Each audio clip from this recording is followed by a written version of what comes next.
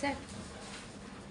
Okay, so today's class will be regarding realism because we are all doing actually realism. আমরা সবাই realism নিয়েই কাজ করছি. So we will go through realism. Realism, it was started in France rather, in 1840, roundabout 1840. And it was started by Gustave Courbet. He was the artist. He is called the pioneer of realism. He was such an artist who started his work against romanticism. The ideas of romanticism idea against a যে ধ্যান ধারণা সেই ধারণাটাকে নিয়ে realism কাজ শুরু হয়. And what is realism?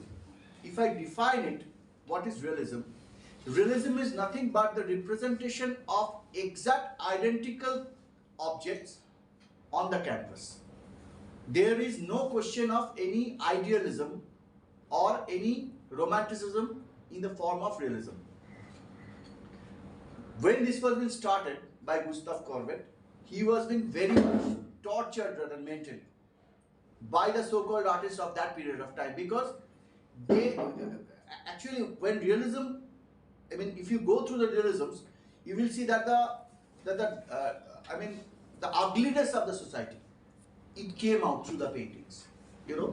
So they depicted all the ugliness, মানে সমাজে যত খারাপ জিনিসগুলো সেইগুলো উঠে আসতে লাগলো রিয়েলিজমের মধ্যে দিয়ে. And his painting round about 1856, it was a huge one, big painting. He displayed it and it was been, almost destroyed. They tried to destroy it, but somehow he saved it. But as according to that period of time, the people of that period of time, they said that this will not be allowed because you are showing the dirty part of the society. As because that period of time, the society was being dominated by the so-called high society, the barons and all, you know, in France and all these places, there were barons and all these things. So they didn't want to, have the people have a look on their dirtiness. But Gustave Courbet, he started to do all these paintings, not by putting the people in front, but seeing it and exactly depicting it on the canvas. He used to roam about here and there, he used to see the things, because at that period of time there was no camera. So he couldn't have taken any photographs. So he just depend on the memory. That is why realistic painting is also called the memory painting. It is also called the memory painting. Exact depiction of what you see will be depicted over there. There will be no question of idealism or any ideas that is coming within your mind. Artists don't have any, creative part over there. He will or she will just depict exactly what he or she is looking at. This is the main thing of realism. What is the importance of realism? Had it not been the movement of realism, the artist wouldn't have been skilled enough. So that is the most important part of realism. যদি realism না থাকতো তাহলে এই মুভমেন্টটা না হতো, আর্টিস্টটা কেউ skilled হতো না, because it was the first movement where there had been a formal grammar which had been went through by the artists. The grammar has been depicted, grammar has been written. So this will be the measurement of the shape, this will be the measurement of the shoulder, this will be the body. These things came when the realistic movement was started. You may ask me why it had not been there in the romantic period. It was there, but it was not been, depicted on the papers, or it had not been written on the papers. It was been within the artists. They used to do it by themselves, and that is why if you go through the paintings of romantic period, you will find the figures of the romantic periods were different from one artist to another. Romantic period figures গুলো একজন আর্টিস্টের থেকে আরেকজন আর্টিস্টের differ করে যায়, কারোরটা খুব মোটা কারোরটা খুব রোগা, so it depends. But during the period of realism, it was being rather sterilized in a space where it could have been the same thing. More or less, this will be the measurement, this will be the thing. Next thing is that the perspective during the period of romanticism, the artists used to do their perspective according to their own imaginations. And that is why when the realistic movement started, it had been seen that the perspective of the artists during Romantic period was not very much accurate as that we find in the realistic period. So these are the most important part of realisms. Another part of realism is that as because of this actual depictions, the lighter shades of any object became much more better, and the color of any object became very much better. I mean, say for an example, one white man is standing and another black man is standing side by side. When the artist is depicting these two person, they are exactly putting the same skin color what they have been looking at. But in the period of Romanticism, that was not been the time. I mean the process. They could have used different kind of colors. I mean, as according to the mental proportions and as according to the mood of the artist. But during this period of time, it was being said that you have to do whatever you're looking at, whatever you're seeing at. So as far as the art historians is concerned, they said that this movement is very, very important as far as the whole movement of the art field is concerned. Even at today's movement of contemporary art that has been started throughout the world, it couldn't have been done if there had been no realistic movement. Because if you don't know how to, I mean, construct a thing, you will never know how to destroy a thing. So when Picasso started his Cubism, he also said that had it not been the realistic movement, I wouldn't have done the Cubist movement. Because from there I got the ideas how to break the images, how to change the images. So these are the very important points. I mean, you won't find it in the Googles. Don't go through the Googles because they give very short, I mean, some just overall ideas. But these are the things that you will find in the books. I mean, on history of art books. The next point of realistic movement is, I will have to see the name of the artist that I have forgotten, unfortunately. Yes, Gustav Courbet, along with John Singer Sargent. He was a very, very famous painter of his period of time. I am showing you the painting of Sargent. I'll show you the painting of Gustav Courbet also. Name of Sargent, John Singer Sargent, S-A-R-G-E-N-T. These two are the paintings of John Singer Sargent. See the detailing of the painting. See how much detailing he has used in his painting.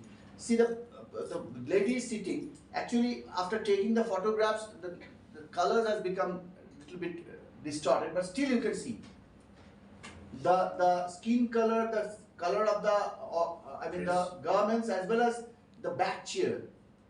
The whole detailing is there, very much there. There is no chance of any, anything creation from his own mind. Probably this was been done by putting the lady itself live. And this one also. See the angle of the body. See the color of the garments as well as this furniture. These are absolutely depicted as it was there. I mean, absolutely over there, he depicted the same thing as he could have seen over there. Probably the model was there and he depicted the whole thing. Sargent used to use lots of models. But Gustav Courbet, he was not, believer of using models. That is why his paintings depicted so much of social brutality and as well as dirtiness. Because he went through all these things, used to see all these things every day, and when he used to come back to his studios and he started to do the memory work. But Sargent, he started, and that is why he became so famous among the high society people, because they started to make portraits through Sargent, because he was much more sophisticated than Gustav Courbet. But still, they were the same category of painters. Another name I will say, you perhaps have heard about Manet, Edward Manet. He was a very famous painter of that period of time. Round about 40 to 19th century. Edward Manet, Gustav Courbet, John Singer Sargent. These three are the most important artists. Another name I will remember, Millet. That would be J.F. Millet. J.F. Millet. He was also a very, very famous artist of that period of time.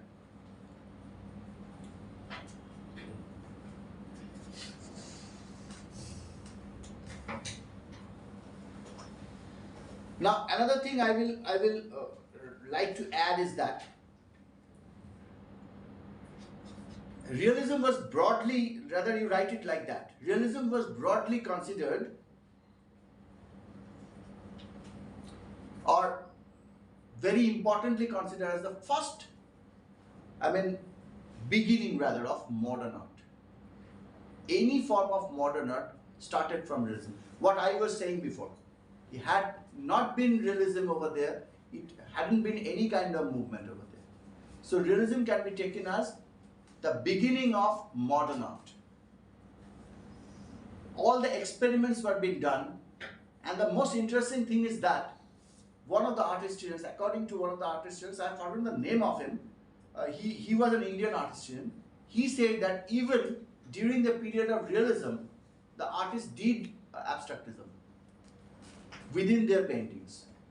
But it was so nicely done, we couldn't have followed it properly, because that idea of abstractism was not there at that period of time. It came rather in 19th century, rather say 1920 or something like that. So it was that period of time when pure abstractism came. But before that, already abstractism was started, and it was started even in the period of realism. So do you have any picture of this romanticism, so we can see the difference, right? Unfortunately, I don't have any picture of romanticism. Probably I can show you in the next slide. I will show you in the next lesson. Unfortunately, I don't have any picture of romanticism. But I can explain it. The thing is that from here I can explain it, from the paintings over there. Say, if you take that particular painting, that bluish with that pinkish object over there, that can be taken as even it is abstract, but there is a touch of romanticism. Romanticism doesn't mean love affairs. Romanticism means, in painting, it means which is creating some, what shall I say?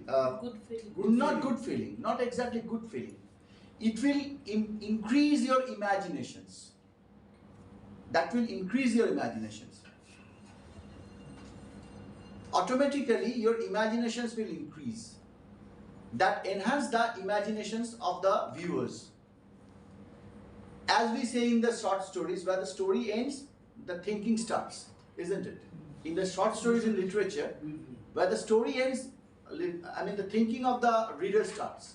Exactly like that in romanticism, the same thing happens. The artist used to leave the painting in such a way so that even after seeing the painting, you will start even thinking about that particular painting after, even if it has been finished. You could have think that it could have been something over there, it could have been some colors over there, because you will not getting any boundaries over there. You are free, and that was also been again used in abstractism. I will come to it later on. Okay. So these are the gists of realism, and after that we will go to another part of isms that is not exactly after realism, because after realism there was impressionism, then expressionism, then Dadaism, and then what we are going to talk about, surrealism. But I always prefer to go through realism and surrealism together, because it has got a very close relations. And when we will start surrealism, the exact definition of surrealism is when dream and fantasy are being mixed together, it is called surrealism. And the thing is, the most important, the interesting thing is that it was been started in France, of course. Most of the, these movements were been started either in Italy or in France. It was most of the movements, either in Italy or in France. So it was been started in France, and it was been started in poetry, not in painting. And most of the movements were started either in plays or in poetries or in writings. And then the artists started to depict it from, getting the ideas from it, they started to do the paintings and all. So it was been started by Andrew Barton. He was a poet of that period of time. Andrew, But he was not an artist. Andrew. He was not an artist. He was, He a, was poet. a poet. He was a poet. He started with Andrew Britton, B-R-E-T-O-N. He started Surrealism. Andrick. Andrew, A-N-D-R-E, B-R-E-T-O-N. The time will be probably 1920, after the World War started. So you may write 1920 to 25. During that time, in Paris, he started these ideas. But in India also, in Bengal also, it was been started by Sukumar Rai. Hashchilo Shajaru Bakaron Manina, Hoegalo Hashjaru Kamonta Janina. This is a very good example of surrealism. When the things are being assembled in a painting which is not supposed to be there. For an example, a man is standing, suddenly you will find the head of the man has been turned to be a flower. So the flower is exactly like the flower. The other part of the body of the human being is exactly like the human being. But when these two are being assembled, it is creating such an impact. It will not be seen in normal life. So what we don't see in normal life was being started in surrealism, and it was being inspired by Dadaism. So in short, I will say Dadaism, because Dadaism didn't lasted for a very long time. Dadaism, yeah. Dadaism was something that started round about 19th century. And That's D-A-D-A, Dada. D-A-D-A, Dada. Dadaism. So Dadaism was such a thing. What is the meaning? I'm explaining it. Dadaism is such a thing where the artist started to, distort intentionally the beauty of the paintings. For example, if Mona Lisa has been added with a mustache and a beard, how it will look. So that was the ideas of the Dadaist artists, to destroy the beauty of the paintings and to make it something ugly. And that is why it was not been so popular. But from that particular movement, and as well as expressionist movements, these surrealistic movements took his birth. And it started by Andrew Bratton in his poems, and then the artist. And the most important artist of his time was Salvador Dali. You must have heard his name, Salvador Dali. But there were lots of artists. I will tell about them. But the important, some of the points you write down, features of surrealistic art. So Salvador Dali is surrealism. Yeah, Salvador Dali is the most important artist of surrealism. There were lots of artists, of course, but Dali was the most important. But these points you have to write down. Features of surrealistic art. These are very important. Number 1, or A, whatever you can write. Dreamlike scenes and symbolic images. I told you before, dream and fantasy, when being mixed together, it is called surrealism. So dreamlike scene and symbolic images. Number 1, what is symbolic images? You may ask me, what is symbolic images? তোমার বুঝতে অসুবিধা হচ্ছে না তো? Okay. So what is symbolic image? হ্যাঁ, তোমাকে বলছি। Symbolic images, say for an example, if I put some clouds on the sky, so that particular cloud will symbolize it. It may be the rain precipitating cloud, it may be the cloud just floating around. So that is symbolic. But when it is being mixed up with fantasy and dream, it will be something different. If a cloud has a mustache and big eyes, so it will show something different, isn't it?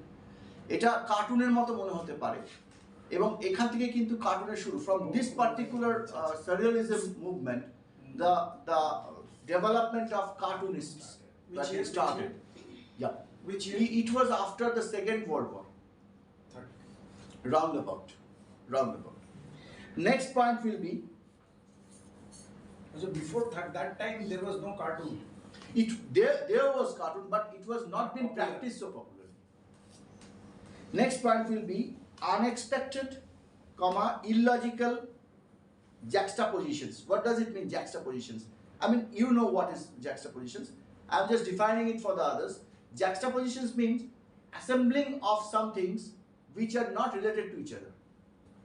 For an example, I'm putting a mobile and I'm putting an apple by the side of it.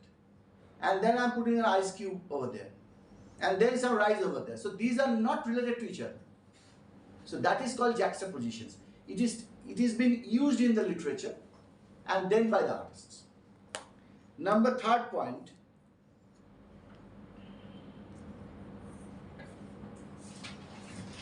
visual puns. Visual puns. Those who have gone through literature, you must have know what is pun. I mean, instant sudden twist rather.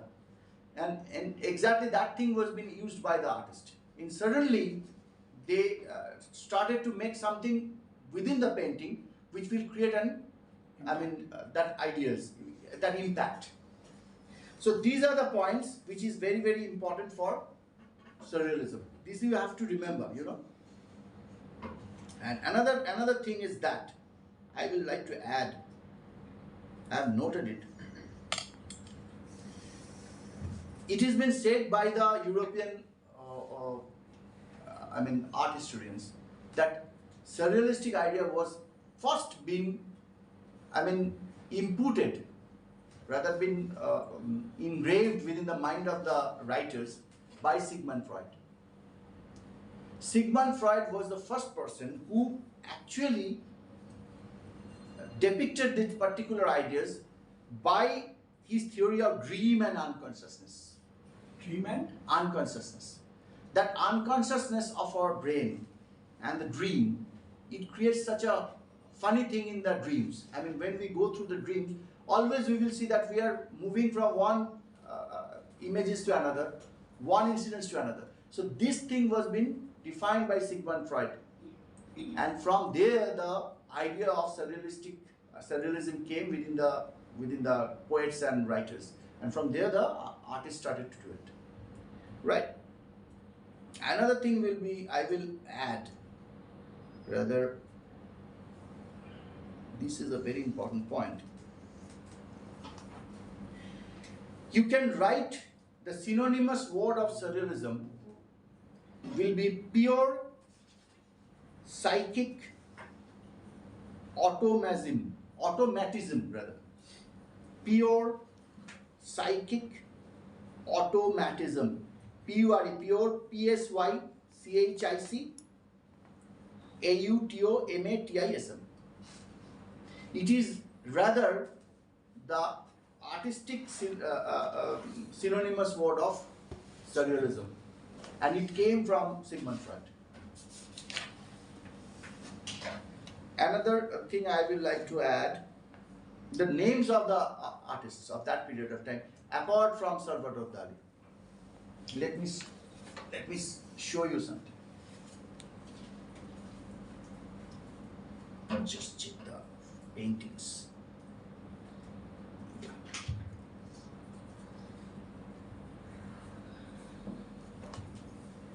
So this one perhaps you have seen. Most of you have seen these paintings. This one. Yes, sir. This is by Salvador Dali. But this particular one, rather fond of this particular artist, René Magritte. It is a very uncommon name, René Magritte. This is done by Salvador Dali, and this was being done by René Magritte. He was a very famous artist of that time, but he was not so popular as Dali. But he was a big name. See, in both the cases, here you can see the deformation is not so much as we can see over here. Here the deformation is almost nil. This one is realistic and this one is realistic. And when they have been joined together, the whole thing has become surrealistic. But here the distortion is much more. And that is why Dali was so famous, because he already started, deformations, abstractism within surrealism. And what kind of abstractism you can see, the clock, it has been, as if it has been melting down. It's flowing down like water. It's like that. So this is one of the painting. Another painting I'll show you. This is a very good example of realism. Actually, when I was talking about realism, I should have shown you, but this is a very good example of Gustav Courbet. See, the social, the impact of the social problems and all, the agonies and all, is coming within the face of that particular person. And that is why he was so famous. And that is why he was being imprisoned. He was being imprisoned. And finally, when his punishment was over, he was being banished from France. Because he was creating so kind of paintings which were creating the agony within the general people when they are going through it. So he was being banished. But still he continued his work. Another painting is this one. This is a fantastic example of surrealism. I'm showing you. Just I have to take the name. Max Ernst. See the beautiful example of surrealism.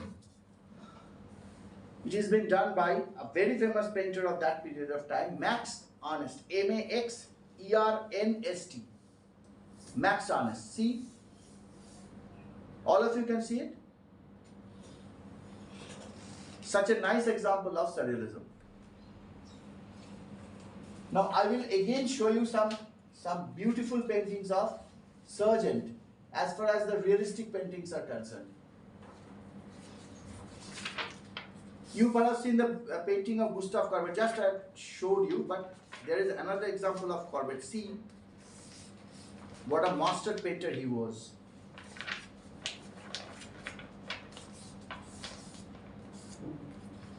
This is a realistic painting of Gustav Courbet, landscape. See the light and shades and all. Such a beautiful one. And he did it by sitting over there. Live work. See the detailings. So much of detailings. An example of beautiful realistic painting by Sargent. I was talking about Sargent. See? 3 people are there. 3 human figures are there.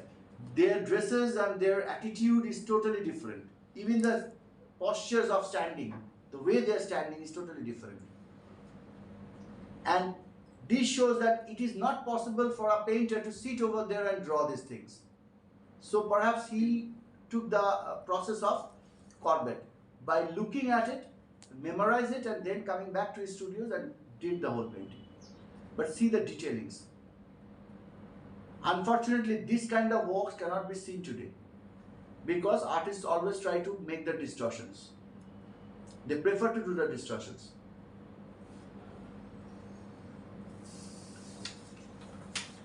So this much we can conclude with surrealism and realism. Surrealism and realism almost comes close together, though there are lots of things in between, lots of isms in between. But when we go through these paintings, we can see the realistic things are there, but they have been assembled in a magical way, in a funny way. But dreams are not realism. Dreams are not realism. Realism is totally realism. But when it comes to surrealism, the dreams automatically comes into it. As far as Sigmund Freud is concerned. And the unconsciousness. They don't have any link, realism and surrealism. No, they don't have any link. But when they have been mixed together, the whole thing is getting so nice. Throughout the world, surrealism is still continuing. It is said that after the Second World War, it will stop and the next stage will start. But it is not that. Still surrealism is going through. Myself, I do surrealism in my paintings. So I have seen lots of painters doing surrealism in their paintings. Not even in Bengal, throughout India. Of course, in outside part of India too. So when you are going through your work, the most important point behind these two isms I have discussed today is that all of you are doing these two type of paintings right now. Most of are doing realistic, Realism. and sometimes you are doing surrealistic. Those who have gone through this course a little bit more, they are also doing surrealism. Okay. So I think you have got the ideas about realism and surrealism more or less clear. But if you had any questions, you can ask me. If anybody have any question.